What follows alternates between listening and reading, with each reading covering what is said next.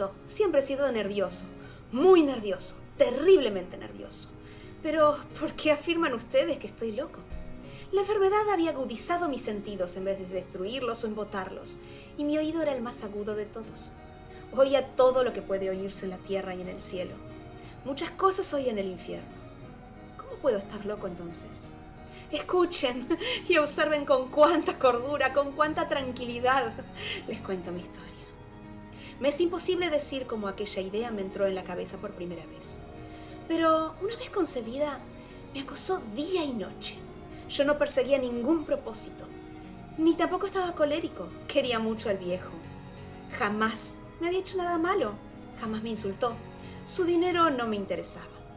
Me parece que fue su ojo. Sí, eso fue. Tenía un ojo semejante al de un buitre, un ojo celeste y velado por una tela. Cada vez que lo clavaba en mí se me helaba la sangre. Y así poco a poco, muy gradualmente, me fui decidiendo a matar al viejo y librarme de ese ojo para siempre. Presten atención ahora. Ustedes me toman por loco, pero los locos no saben nada. En cambio, si hubieran podido verme, si hubieran podido ver con qué habilidad procedí, con qué cuidado, con qué previsión, con qué disimulo me puse a la obra. Jamás fui amable con el viejo la semana antes de matarlo. Todas las noches, hacia las 12, hacía yo girar el picaporte de su puerta y la abría. Tan suavemente. Entonces, cuando la abertura era lo bastante grande para pasar la cabeza, levantaba una linterna sorda, cerrada, completamente cerrada, de manera que no se viera ninguna luz. Y tras ella pasaba la cabeza. Ustedes se hubieran reído al ver cuán astutamente pasaba la cabeza. La movía lentamente, muy lentamente, al fin de no perturbar el sueño del viejo. Me llevaba una hora entera introducir la cabeza completamente dentro del cuarto.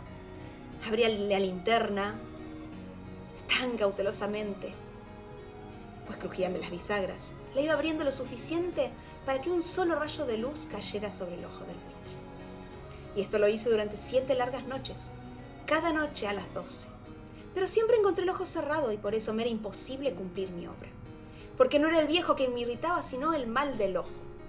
Y por la mañana, apenas iniciado el día, entraba sin miedo en su habitación y le hablaba resueltamente, llamándolo por su nombre con voz cordial, preguntándole cómo había pasado la noche.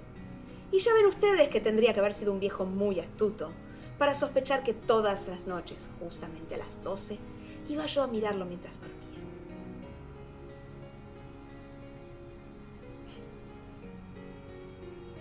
Al llegar a la 8ª noche, procedí con mayor cautela que de costumbre al abrir la puerta.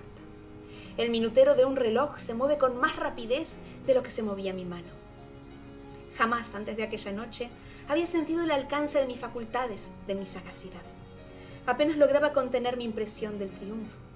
Pensar que estaba ahí, abriendo poco a poco la puerta, y que él ni siquiera soñaba con mis secretas intenciones o pensamientos. Me reí entre dientes ante esta idea. Quizás me oyó, porque lo sentí moverse repentinamente en la cama, como si se sobresaltara. Ustedes pensarán que me eché hacia atrás, pero no. Su cuarto estaba tan negro como la pez, ya que el viejo cerraba completamente las persianas por miedo a los ladrones.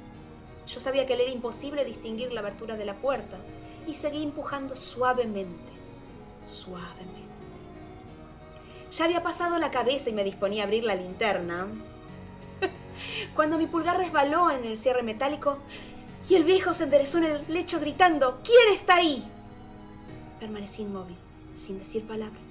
Durante una hora entera no moví un solo músculo y en todo ese tiempo no oí que volviera a tenderse en la cama. Seguía sentado, escuchando, tal como yo lo había hecho noche tras noche, mientras escuchaba en la pared los taladros cuyo sonido anuncian la muerte. De pronto, un leve quejido, y supe que era el quejido que nace del terror. No expresaba dolor o pena, no. Era el ahogado sonido que brota del fondo del alma cuando el espanto la sobrecoge. Bien conocía yo ese sonido. Muchas noches, justamente a las 12, cuando el mundo entero dormía, surgió de mi pecho, ahondando con su espantoso eco los terrores que me enloquecían. Repito que lo conocía bien. Comprendí lo que estaba sintiendo el viejo y le tuve lástima, aunque me reía en el fondo de mi corazón. Comprendí que había estado despierto desde el primer leve ruido cuando se movió en la cama. Había tratado de decirse que aquel ruido no era nada, pero sin conseguirlo. Pensaba, no es más que el viento en la chimenea o un grillo que chirrió una sola vez. Sí, había tratado de darse ánimo con esas suposiciones, pero todo era en vano. Todo era en vano, porque la muerte se había aproximado a él, deslizándose furtiva y envolvía a su víctima. Y la fúnebre influencia de aquella sombra imperceptible era la que lo movía a sentir, aunque no podía verla ni oírla, a sentir la presencia de mi cabeza dentro de la habitación. Después de haber esperado largo tiempo con toda paciencia, sin oír que volviera a acostarse, resolví abrir una pequeñísima ranura en la linterna. Así lo hice. No pueden imaginarse ustedes con qué cuidado, con qué inmenso cuidado, hasta que un fino rayo de luz, semejante al hilo de la araña, brotó de la ranura y cayó de lleno sobre el ojo del buitre. Estaba abierto de par en par, y yo empecé a enfurecerme mientras lo miraba. Lo vi con toda claridad, de un azul apagado y con aquella horrible tela que me helaba hasta el tuétano. Pero no podía ver nada de la cara o del cuerpo del viejo, pues, como movido por un instinto, había orientado el haz de la luz exactamente hacia el punto maldito. ¿No les he dicho ya que lo que toman erradamente por locura es solo una excesiva agudeza de los sentidos?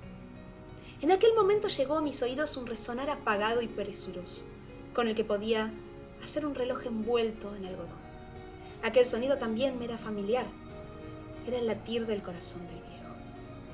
Aumentó aún más mi furia, tal como el redoblar de un tambor estimula el coraje de un soldado. Pero incluso entonces me contuve y seguí callado.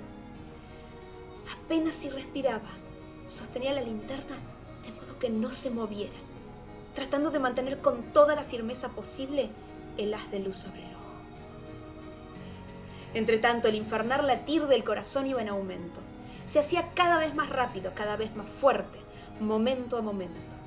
El espanto del viejo tenía que ser terrible, cada vez más fuerte, más fuerte. ¿Me siguen ustedes con atención? Les he dicho que soy nervioso. Sí, lo soy. Y ahora es medianoche, en el terrible silencio de aquella antigua casa, un resonar tan extraño como aquel me llenó de un horror incontrolable.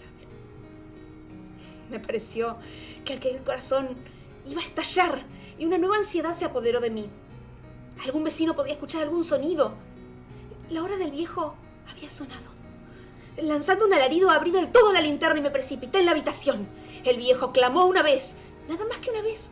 Me bastó un segundo para arrojarlo al suelo y echarle encima el pesado colchón. Sonreí alegremente al ver lo fácil que me había resultado todo, pero durante varios minutos el corazón siguió latiendo con un sonido ahogado. Claro que no me preocupaba, pues nadie podía escucharlo a través de las paredes, ¿verdad? Cesó por fin de latir. El viejo había muerto. Levanté el colchón y examiné el cadáver. Sí, estaba muerto, completamente muerto. Apoyé la mano sobre el corazón y la mantuve así un largo tiempo. No se sentía el menor latido. El viejo estaba bien muerto.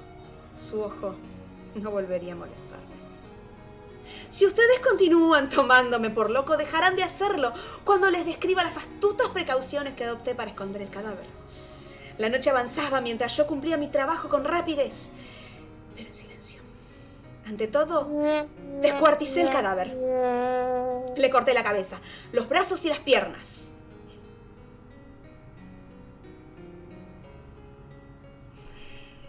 Levanté luego 3 planchas del piso de la habitación y escondí los restos en el hueco. Volví a colocar los tablones con tanta habilidad que ningún ojo humano, ni siquiera el suyo, hubiera podido advertir la menor diferencia. No había nada que lavar, ninguna marcha, ningún rastro de sangre. Yo era demasiado precavido para eso. Una cuba había recogido todo. Cuando hube terminado mi tarea eran las 4 de la madrugada, pero seguía tan oscuro como medianoche. En momentos que se oían las campanadas de la hora, golpearon a la puerta de la calle. Acudí a abrir con toda tranquilidad, pues, ¿qué podía temer ahora? Hallé a 3 caballeros que se presentaron muy civilmente como oficiales de policía. Durante la noche, un vecino había escuchado un alarido, por lo cual se sospechaba la posibilidad de algún atentado. Al recibir este informe, el puesto de policía habían comisionado a los 3 agentes para registrar el lugar. Sonreí, pues, ¿qué tenía que temer? Di la bienvenida a los oficiales y les expliqué que yo había lanzado aquel grito durante una pesadilla. Les hice saber que el viejo se había ausentado a la campaña. Llevé a los visitantes a recorrer la casa. Los invité a que revisaran bien. Finalmente acabé conduciéndolos a la habitación del muerto. Les mostré sus caudales intactos y cómo cada cosa se hallaba en su lugar. En el entusiasmo de mis confidencias, traje sillas a la habitación y le pedí a los 3 caballeros que descansaran allí de su fatiga, mientras yo mismo, con la audacia de mi perfecto triunfo, colocaba mi silla en el punto exacto bajo el cual reposaba el cadáver de mi víctima. Los oficiales se sentían satisfechos. Mis modales los habían convencido. Por mi parte, me hallaba perfectamente cómodo. Sentáronse y hablaron de cosas comunes, mientras yo les contaba con animación. Mas al cabo de un rato empecé a notar que me ponía pálido y decía que se marcharan. Me dolía la cabeza y creía percibir un zumbido en los oídos, pero los policías continuaban sentados y charlando.